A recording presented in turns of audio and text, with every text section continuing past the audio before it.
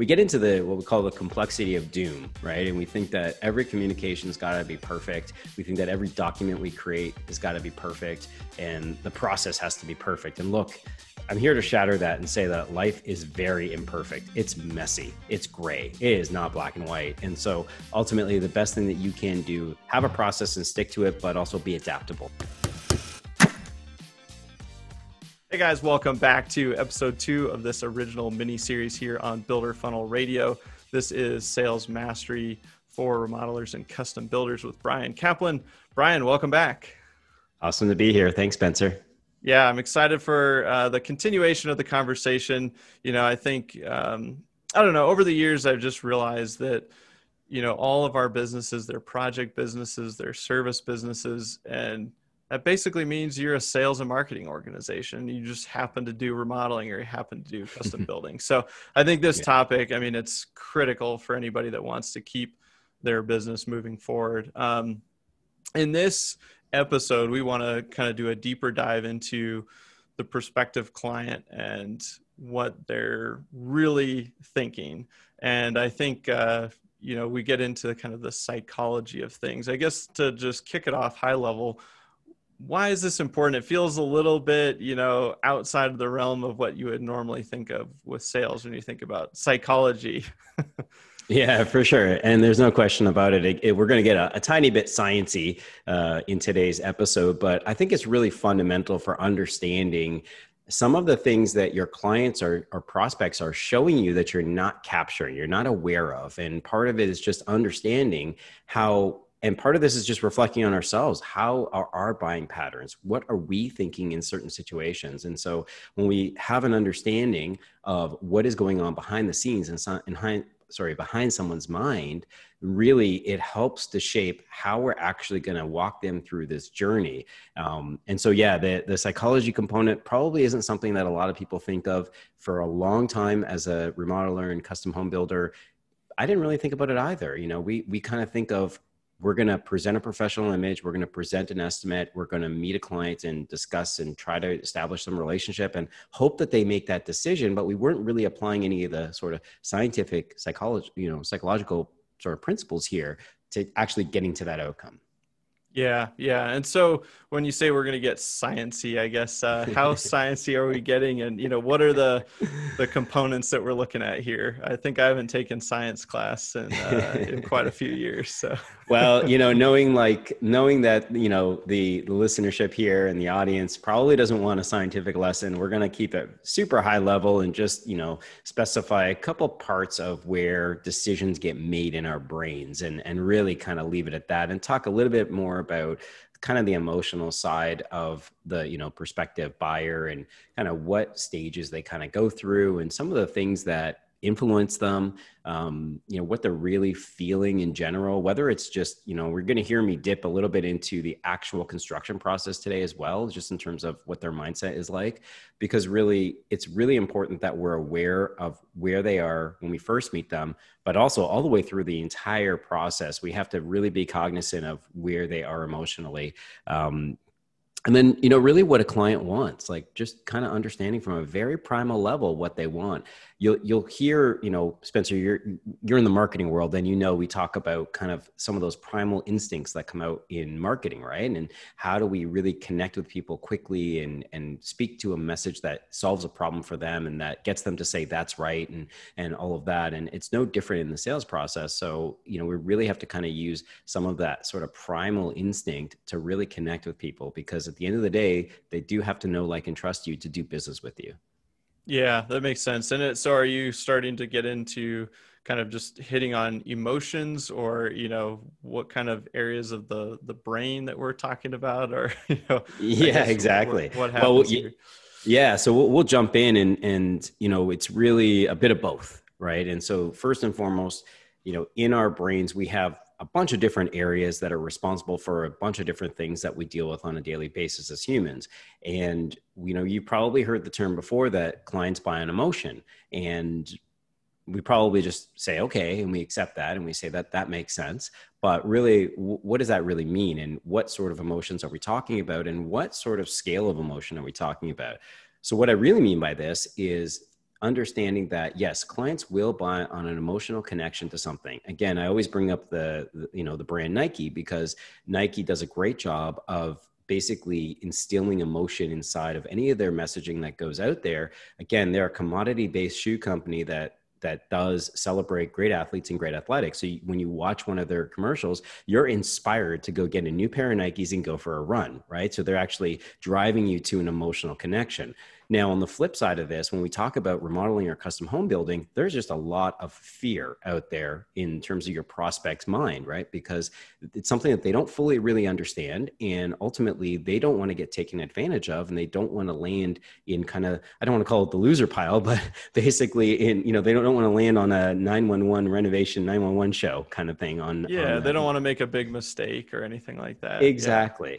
So if we unpack it a little bit, in all of us, we have something called the limbic system. And the limbic system is really what is in control of our sort of general demeanor, our emotions. And it also serves some of those, what we call autonomic processes, which is like breathing and all of these sorts of things. So the best way to think about it is that it kind of handles our survival instincts is really, really what it comes down to. And right in the center of our brain, there's something called the amygdala, which is basically that center. And it's this tiny little thing, but it is responsible for how you feel on a daily basis. It's responsible for that rush of emotion that happens when you see an emergency happen, or you see some accident happen and you get that rush, that wave of adrenaline and all of that. That's all controlled by the amygdala. And so what we're trying to do throughout this entire process of meeting somebody, getting to know them, and helping to walk them through kind of this emotional journey is we're trying to control that fear response that they have. Because when people are threatened, we have that, we've all heard it before, that fright or flight reflex. And again, that's kind of what's the center of the amygdala. So when we're threatened, we tend to run. And what we're trying not to do is, of course, let our prospects run away from us. Yeah, that's the worst. We don't want anyone ghosting us or anything like that. Okay. So we're talking about the brain, and you've got these different pieces. And so we've got you mentioned the fear piece, I guess, and we're trying to avoid that. So how does that start to play out when you're in a meeting and you're like, how can you leverage this information? It seems like, okay, this is good to know, but how does that how do we make it actionable? Yeah, exactly. Sure. I'm thinking, okay, I like, science and psychology, but this is starting to get down to that level where we're going, okay. For sure. I'm sure you could go a lot deeper, but yeah, I'm just curious, what's the translation look like in a real setting? So we have the limbic system, which is our emotional center. And then we have, something called the prefrontal cortex, which is really where our logic brain is in our bodies. And so this is where we start to when we're not threatened, when we don't have that rush of emotion, this is where we get to that place of thinking about something for the components of it. Here's a great example. Think about if you've ever had, a lot of people listening to this are entrepreneurs. You have a great idea, right? You get super excited, right? There's this rush of excitement and emotion. You start thinking about it and it feels like there's limitless possibilities here, right? I think we've all, as entrepreneurs, I know this feeling. Yes. And as on the flip side of that, we know that true success is about saying no to that 95% of these ideas. But so let's follow this little journey a bit. We get excited, we go up, we're kind of really pumped up about this. And then time passes, right? And time is the greatest cure of all, right? As we know. As we start to come down off this emotional roller coaster, this is where our logic center starts to pull in and starts to deduce what is the reality of doing something like this? How easy is this going to be? These initial thoughts I had that were clouded in some emotion are now seemingly very challenging. And so this is the normal thought process for anybody, right? As I said, hopefully giving that example, people just thought about something that they came up with and recognized that emotional journey that we all go on. And so when we talk about, basically meeting with a prospect, helping to start to discover, or walk through the journey of what it's going to be like to build their project, whether it's with you or with anybody else, there's that initial rush. There's that initial excitement. That is our limbic system, right? That is basically controlling that and feeding ourselves endorphins, whatever chemical reactions happening to make us feel a certain way. At a certain point, though, our logic brain starts to take over and we start to think about the realities of it. And then our emotional center still is active because we start to go a little bit towards fear. And so Mm. one of the big things that we talk about when we say, okay, how do we make this realization, this understanding of emotional and logic, how do we make it actionable? Well, what we want to always focus on is the future outcome. So the future outcome is just like that first rise on the emotional scale where we have an idea, we get excited about it. That's the future outcome. For your prospects, this is the concept of them putting on an addition or remodeling their house or building a new house, right? That's the excitement part. That's the future outcome. And so what we're always trying to do through the sales process is be cognizant of that, keep them out of that emotional fear response, but keep them focused on the future outcome. And oftentimes, we talk about this in terms of not getting into feature conversations. So what is a feature conversation? A feature conversation is we're chatting about, building, I know, Spencer, you're building a house right now. So we're talking about building your house, and we start getting into the nitty gritty details about something. And that's what we call a feature conversation. That takes your brain away from the overall future outcome because now you're focused on different things. Maybe perhaps it's money, it's time, it's other stressors or potential fear responses in your brain that could come into play here. And so the message I'm giving out is not to say don't talk about these different little things, but when you are in that early relationship building or discovery period of getting to know each other with a new prospect, we really want to keep it as high level as we can. We want to keep it very focused on that future outcome. Here's a great example I'll give you. I give this to everybody. Imagine that you called me and you said, you call and you say, we want to remodel our main floor because we really want to make it an open concept and open it all up. And so we say, great, I could go in there as a builder, and I'm sure remodelers and builders listening to this probably can attest to this. Sometimes you go in there and we think that we need to be the authority in the room. So we start predicting all of the technical things that have to happen, right? Just like we said at the beginning of this, we're getting a little sciencey, which is not necessarily completely relatable. Same sort of thing when we talk about your clients or your prospects. They don't really care about a load bearing wall. They don't really care about supporting these joists so you can do this to widen the staircase. What they're more focused on is, I want to be able to think about where is the position of the sink and where are my kids going to play more frequently? Are they inside or outside? Do I want to be able to have a view of the backyard or a view to the living room of my main floor? So that's a great example of where feature conversation would be, let's talk technical beams and posts and footings and foundations versus using your child's name. So if I said to you, when Carter's playing here in the front living room, you'll be able to sit and watch that. When you're entertaining and hosting your guests, you'll have this view of your dining room. So it'll be all connected. And that's a great example of, again, continuing to focus on that that future outcome and not the features.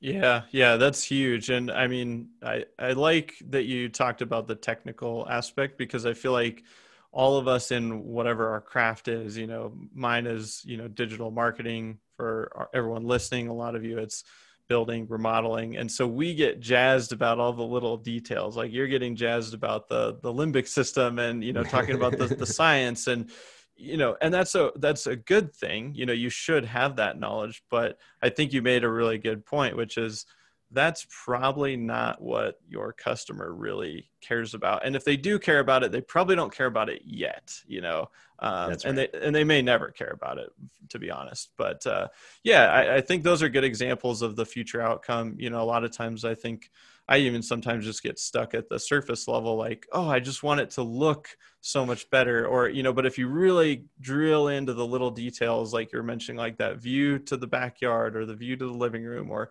picturing your family over in the kitchen and sitting on the bar stools and, it's Thanksgiving or whatever. But if you can kind of start painting those pictures and asking lots of questions, then I could see how you would probably start guiding them away from the fear and they're more on the, hey, this is going to be awesome when this is all said and done. Is that basically what we're trying to accomplish, to just steer them towards that more positive emotion with that part of the brain? Yeah, for sure. And really what it comes down to is when we say people buy on emotion, we're trying to keep them excited about the project. We're trying to keep them on that upslope, and we're really trying to build relationship and rapport with them. And so, subtle little things like using their names, using their kids' names, or anybody specific to some of the goals that they've mentioned to you at the outset of the conversation. These are all little sort of social cues that we can use to help continue to build that relationship. But again, focus heavily on that sort of fun, happiness kind of place, as opposed to we start getting technical. It's something people don't understand. And, they end up going into these little mental rabbit holes that we are very hard to climb out of. So yeah, don't want to is the get stuck in those. Absolutely. So, I mean, people buy on emotion, but we also need a balance of logic here. And that's kind of what the message is. So we want to use the future outcomes to help guide us there. The logic component of it is really just helping them, or asking kind of the questions so that it positions us as the authority without us having to be, exhibiting that. We never want to be the smartest person in the room, even if we are, right? And what I mean by that is we don't want to be sort of preaching, so to speak. We want to be able to kind of collaborate and help a client ask the right questions of us and us ask the right questions of them so that they can see that we can demonstrate that body of knowledge. Yeah. I think that's really important. So what else do we need to know about what the client is really thinking? Yeah. Well, I mean, first and foremost, it's no surprise and secret that about what I'm going to say is that we all have, mass media to thank for some of the commoditization that's happened in the construction industry over the past, I don't know how long, how many decades, Yeah, but a while. it's been a while. As we know, we see homes being built in 7 days on TV. We know the reality. Everybody listening to this is probably shaking their head right now, maybe honking their horn, who knows? But the reality is that we have mass media to thank for a lot of sort of the misinformation that's out there. And ultimately, it's important that we understand, like our clients or prospects, they don't really know what they don't know. They might know a little bit enough to be dangerous because they've spent a lot of time watching, home and garden television or whatever, but ultimately they really don't know what they don't know. And it's our role to be the demonstrative authority in this position. So they also have relatives, parents, uncles, aunts. Uncle Bob's always got something to say about what something should cost or how it should be done. And, or he could do it cheaper, or he could do it cheaper, right? Which that's a whole other mini series, but oh man, but yeah, it's these, as we can kind of group everybody up to say it's like these self-proclaimed experts, right? And that's kind of another body of people that we have to thank for some of the misinformation, and I think some of the direction in which a client or a prospect approaches us. Again, it's really comes from a bit of a fear response. They don't want to be taken advantage of. They don't want to, they want to be a winner. They don't want to be a loser kind of thing in this whole exchange. And so people come to us with guarded perceptions, right, of what it should be and how the process should work. And it's our role to really carefully sort of unpack that. And so that's really how they come to us in terms of mindset. Yeah, so they're coming to you. They've got the guard walls are up. They've got probably a lot of bad information that's been fed to them. They have really high expectations. So how do we start to combat that or work against that without just kind of being that kind of hard charging, I know everything, I'm going to tell you how it is kind of personality? For sure.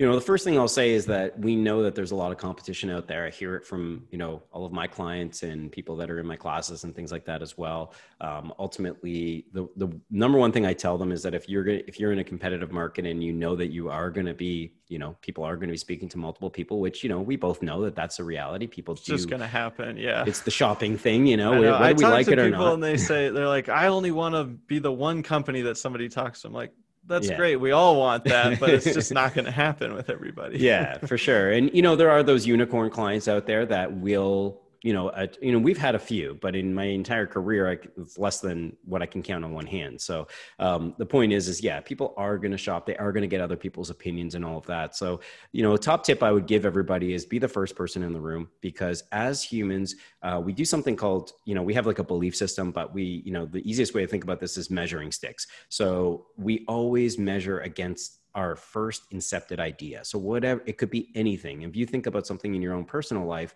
you are hearing, say you're shopping for insurance, the first person you speak to is going to explain something to you. The next time you speak to somebody, you're actually going to be going through the mental process of qualifying the first person's information. And, again, you're using them to sort of judge each other. And so if you are, a professional remodeler or custom home builder listening to this, and you have a great process and a great presentation, be that first person in the room. Because once you do that, again, they're going to measure, this prospect is now going to measure every single person they speak to after against you. Oftentimes, just the subtle positioning of this, in other words, being the first person as opposed to the last person, can change the impact of your presentation, can change the perception in a client's mind, just from a really like almost primal level of how they view you. And so, again, using that concept of measuring sticks is really, really critical. Yeah. This is just a random side question on that. If you can't be first, is it better to be last than in the middle, or does it not really matter if it's after, if you're not first, then you're just battling against not being first? Yeah, it's a great question. And, I have to think about this one a little bit because I don't know if there's a diminishing return to be in the middle versus the end personally. I just know that, if I first experience something, every other person I speak to or every other experience I have that's related to that, I'm always going to measure against the first thing.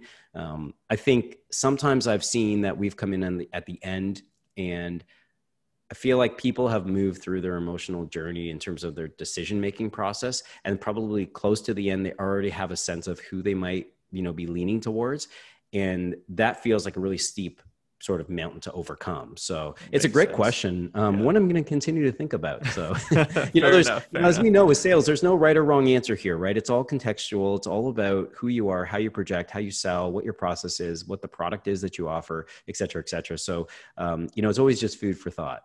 Yeah. Yeah. Well, and I like how you use the concept of anchoring with being first. I typically hear about it with price, and so you might walk in and say, hey, well, you might be thinking that I'm going to charge you $500,000 for this edition, but, and then you work it and it's like, it's really a $200,000 project, but that person then starts with that anchor high. So you kind of hear about strategies like that, but I like that you talked about it in a different context. I'm sure there's lots of different ways to leverage anchoring.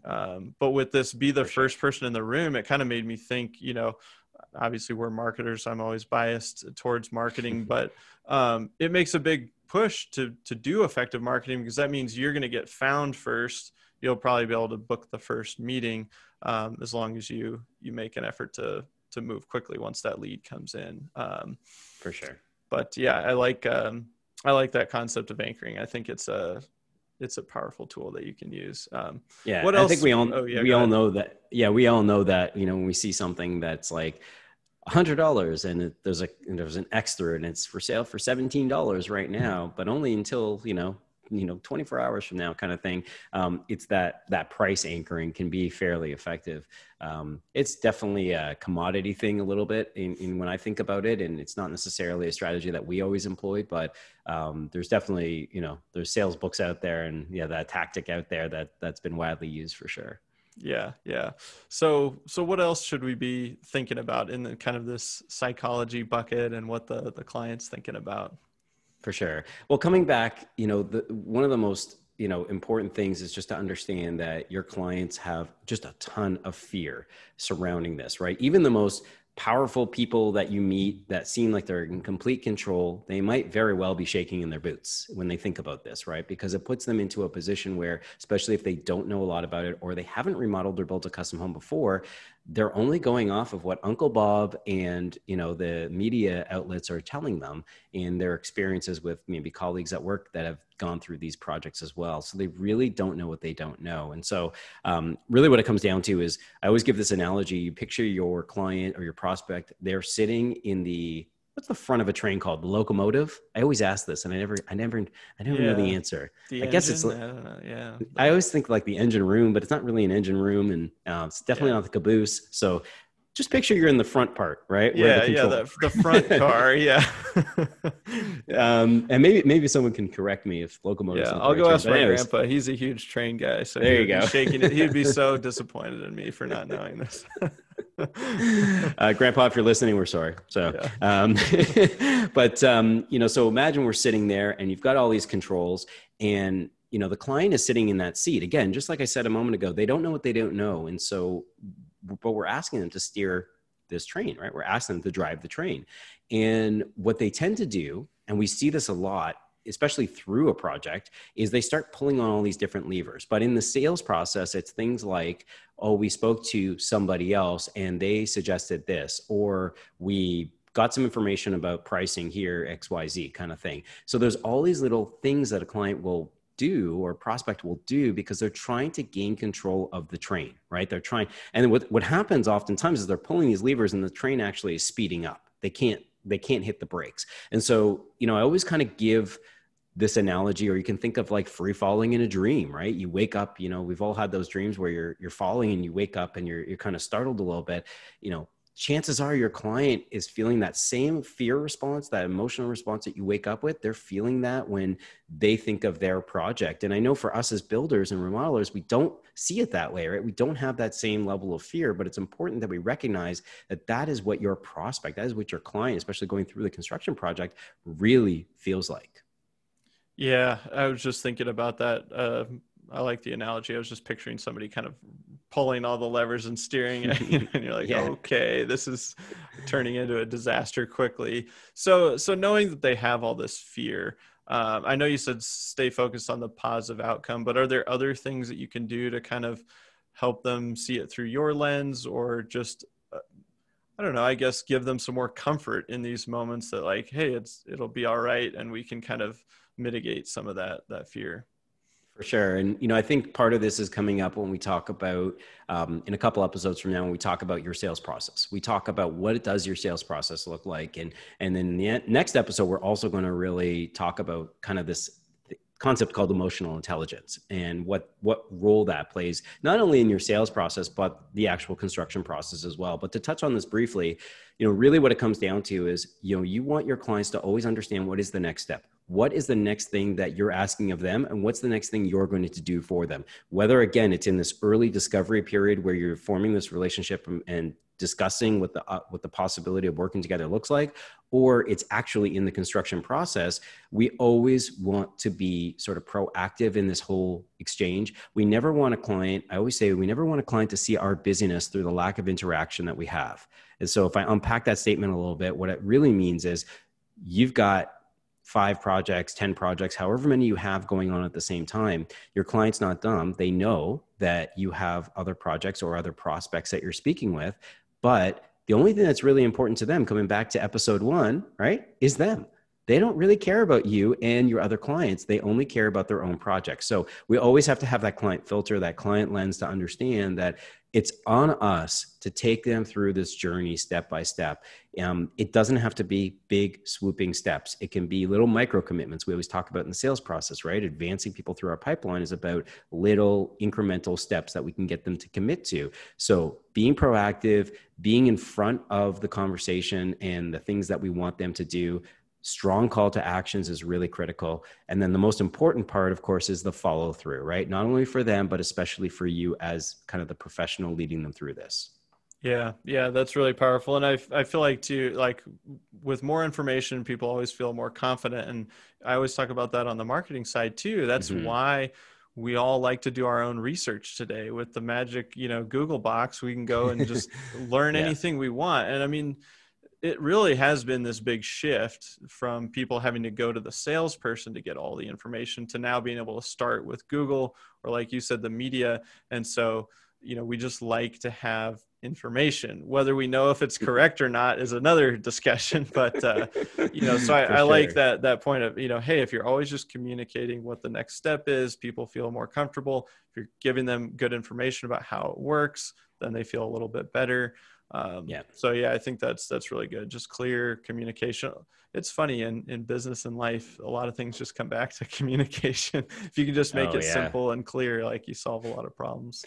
For sure. And I think oftentimes we really struggle with that one as humans, right? We think we get into what we call the complexity of doom, right? And we think that every communication's got to be perfect. We think that every document we create has got to be perfect and the process has to be perfect. And look, I'm here to shatter that and say that life is very imperfect. It's messy. It's gray. It is not black and white. And so ultimately the best thing that you can do, have a process and stick to it, but also be adaptable, right? And be able to flex inside of that. But really what we're talking about here is reading kind of your client's emotions. It's just understanding where they are in their journey, and being able to be kind of adaptive, but, again, proactive and helping to guide them through it. Yeah, I think that's awesome. And I think, we've uncovered a lot of these points around, okay, so now we're going into the sales conversation. We can anchor by being first. We can focus on the future outcome, try to remove some of these fears. Is there anything else that's really important in kind of the psychology section of the sales process and what we're Yeah, talking for about? sure. For sure. And we could go on, I could go on for hours about Yeah. this because I actually just find it fascinating. And again, it's not something that in my like 20 plus year career, I really thought too much about, at least, in the first decade or so, I would say.